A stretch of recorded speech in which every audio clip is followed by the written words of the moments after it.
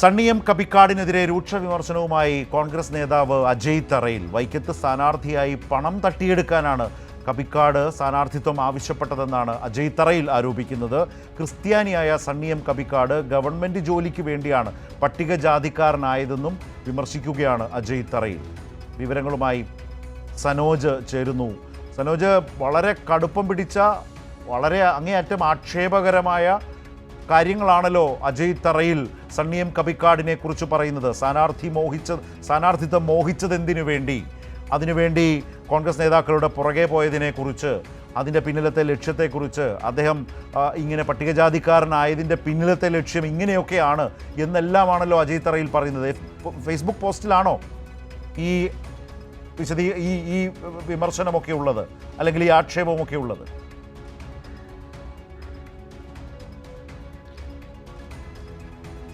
തീർച്ചയായിട്ടും അജയ് തറയിൽ അദ്ദേഹത്തിൻ്റെ ഫേസ്ബുക്ക് പേജിലൂടെയാണ് അധിക്ഷേപകരമായ പരാമർശം സണ്ണി എം കബിക്കാടിനെതിരെ നടത്തിയിട്ടുള്ളത് എന്നതാണ് ഏറ്റവും പ്രധാനപ്പെട്ട കാര്യം. അതുമായി ബന്ധപ്പെട്ടുകൊണ്ട് അദ്ദേഹത്തിൻ്റെ ജാതീയപരമായ ചില പരാമർശങ്ങൾ നടത്തിയിട്ടുണ്ട്. സ്വത്വബോധത്തെ പോലും മോശപ്പെടുത്തുന്ന തരത്തിലുള്ള പരാമർശങ്ങളാണ് അദ്ദേഹത്തിൻ്റെ ഭാഗത്തു നിന്നും ഉണ്ടായത്. അദ്ദേഹത്തിൻ്റെ അതായത് സണ്ണി എം കബിക്കാടിൻ്റെ മാതാപിതാക്കൾ ക്രിസ്ത്യാനികളായിരുന്നുവെന്നും പിന്നീട് സംവരണത്തിന് വേണ്ടി സണ്ണി എം കബിക്കാട് മതപരിവർത്തനം നടത്തിയ ആളാണ് എന്നും അദ്ദേഹത്തിന് പെട്ടെന്നുണ്ടായ ഒരു ഉൾവിളിയല്ല ഈ വൈക്കത്ത് സ്ഥാനാർത്ഥിയാവുക എന്നുള്ളത് എന്നും അദ്ദേഹത്തിന് പലവിധ ലക്ഷ്യങ്ങളുണ്ടായിരുന്നുവെന്നും ആ ലക്ഷ്യത്തിൽ ഒരു പ്രധാനപ്പെട്ട കാര്യമെന്ന് പറയപ്പെടുന്നത് കോൺഗ്രസിന് വിജയസാധ്യതയില്ലാത്ത വൈക്കം പോലെയുള്ള ഒരു മണ്ഡലത്തിൽ മത്സരിച്ച് പണം തട്ടിയെടുക്കുക അല്ലെങ്കിൽ പണം സമ്പാദിക്കുക എന്നുള്ളതാണ് അദ്ദേഹത്തിൻ്റെ ലക്ഷ്യമുണ്ടായിരുന്നത് എന്നുമാണ് ഈ അജയ് തറയിൽ വ്യക്തമാക്കുന്നത്. ഒപ്പം തന്നെ മുമ്പ് നമുക്കറിയാമെന്ന് അദ്ദേഹം പറയുന്നുണ്ട്. നമുക്കറിയാം മുൻപ് പലതവണ തോൽവി ഉറപ്പായിട്ടും ചില മണ്ഡലങ്ങൾ പിടിച്ചു വാങ്ങി മത്സരിച്ച് കോടികളുടെ ആസ്തി ഉണ്ടാക്കിയ പല നേതാക്കന്മാർ നമുക്ക് മുമ്പിലുണ്ട്. അതൊരുപക്ഷെ കോൺഗ്രസ്സുകാരെ ഉദ്ദേശിച്ചായിരിക്കാം അജയ് തറയിൽ അങ്ങനെ ഒരു പരാമർശം നടത്തിയിരിക്കുന്നത് എന്ന് വേണം കരുതാൻ. കാരണം മുമ്പ് പലപ്പോഴും കോൺഗ്രസിൻ്റെ ഭാഗത്തു നിന്നും വിജയസാധ്യത ഇല്ലാതിരുന്നിട്ട് കൂടിയും പല നേതാക്കന്മാരും പിടിച്ചു വാങ്ങി മത്സരിച്ച് കോടീശ്വരന്മാരായിട്ടുള്ള അനുഭവം കോൺഗ്രസിൻ്റെ ചരിത്രത്തിലുണ്ട്. പക്ഷേ അവർ ആരാണ് എന്ന് അജയ് തറയിൽ വ്യക്തമാക്കിയിട്ടില്ല എങ്കിൽ കൂടിയും അതിനെ കൂട്ടിക്കെട്ടുകയാണ് സണ്ണി എം കബിക്കാടിനുമായി ബന്ധപ്പെട്ടുകൊണ്ട്. അതായത് സണ്ണി എം കബിക്കാടും അത്തരമൊരു മോഹവുമായിട്ടാണ് ഇത്തരത്തിൽ മത്സരിക്കാൻ ഇറങ്ങി തിരിച്ചത്.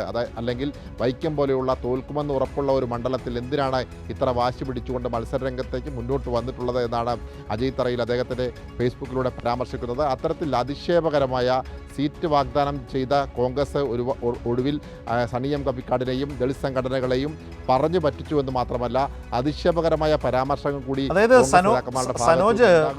സനോജ്, ഇത് അദ്ദേഹം വൈക്കം സീറ്റ് ആഗ്രഹിച്ചു, വൈക്കം സീറ്റിന് വേണ്ടി അങ്ങോട്ടും ഇങ്ങോട്ടും വർത്തമാനം ഉണ്ടായി. ഇത് ആര് ചോദിച്ചു, ആര് ഓഫർ ചെയ്തു എന്നതൊക്കെ ഇപ്പോഴും സംശയാസ്പദമാണ്. കാരണം ഓഫർ ചെയ്തു എന്ന് കബിക്കാട് പറയുന്നു, എന്നാൽ അങ്ങനെ ഓഫർ ചെയ്തിട്ടില്ല എന്ന് സതീശൻ പറയുന്നു. ആര് പറയുന്നതാണ് സത്യമെന്നൊന്നും നമുക്ക് വേർതിരിച്ചെടുക്കാൻ കഴിയില്ല. പക്ഷേ അതുമാത്രമല്ലല്ലോ, സണ്ണി എം കബിക്കാടിനെ അങ്ങ് ആക്ഷേപിക്കുകയാണല്ലോ. വൈക്കത്ത് സീറ്റും കൊടുത്തില്ല, പക്ഷേ പകരം ഒരു വ്യക്തി എന്ന നിലയിൽ അദ്ദേഹത്തെ ആക്ഷേപിക്കുകയാണ് ഈ നേതാക്കൾ പല രൂപത്തിൽ പല രീതിയിൽ.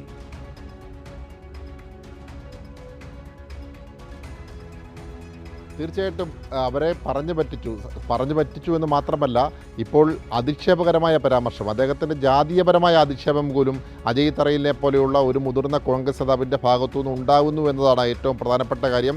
എന്തായാലും അല്പം മുമ്പ് ദളിത് സംഘടനകളുടെ, അതായത് സണ്ണി എം കബിക്കാട് ചെയർമാനായിട്ടുള്ള ദളിത് സംഘടനയുടെ വാർത്താ സമ്മേളനം കോട്ടയം പ്രസ് ക്ലബ്ബിൽ നടക്കുകയുണ്ടായ ആ വാർത്താ സമ്മേളനത്തിൽ അതിരൂക്ഷമായ വിമർശനമാണ് ഈ ദളിത് സംഘടനകൾ നടത്തിയിട്ടുള്ളത്. കാരണം 18ഓളം സംഘടനകൾ പങ്കെടുത്ത തിരുവനന്തപുരത്ത് നടന്ന ഒരു മഹാസമ്മേളനത്തിൽ പങ്കെടുത്തുകൊണ്ടാണ് തങ്ങൾക്ക് ഒരു ഓഫർ വി.ഡി. സതീശൻ്റെ ഭാഗത്തു നിന്നും ഉണ്ടായത്. അത് പാലിക്കപ്പെടുവാൻ അദ്ദേഹത്തിന് കഴിഞ്ഞില്ല.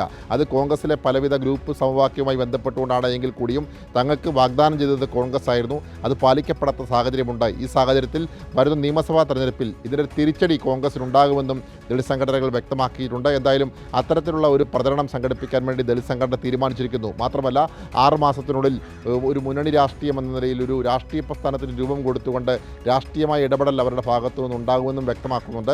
എന്തായാലും കോൺഗ്രസിനെ തെരഞ്ഞെടുപ്പിൽ പരാജയപ്പെടുത്തുക എന്ന തീരുമാനത്തിലേക്ക് സണ്ണി എം കബിക്കാട് നേതൃത്വം കൊടുക്കുന്ന ദളിത് സംഘടന മുന്നോട്ട് വന്നിട്ടുണ്ട് എന്നതും പ്രധാനപ്പെട്ട കാര്യമാണ്.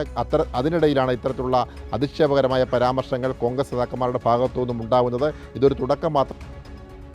മണിക്കൂറുകളിൽ വരും ദിവസങ്ങളിൽ ഇവരെ അധിക്ഷേപിച്ചുകൊണ്ടുള്ള മറ്റ് നേതാക്കന്മാരുടെ ഫേസ്ബുക്ക് പോസ്റ്റും വരാനുള്ള സാധ്യത കൂടിയുണ്ട്. കാരണം RSSന്റെ ഇടപെടലാണ് ഇത്തരമൊരു നീക്കത്തിൻ്റെ പേരിലെന്നാണ് ദളിത് സംഘടനകൾ വിശ്വസിക്കുന്നത്. ശരത്ത്.